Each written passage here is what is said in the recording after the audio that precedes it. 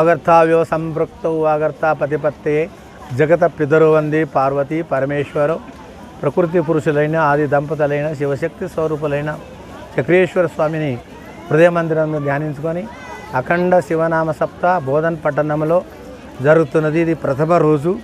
ఇబద్దు పరమరహస్య పారాయణంలో గురు గురించి, గురు మహిమ గురించి, గురు సిద్ధి గురించి, గురు ఎంత గొప్పవాడు, గురితో ఎంత మన సమాజం సుధారణ ఉన్నదని దాని కొరకు చాలా మంచి ప్రసంగం నడిచింది.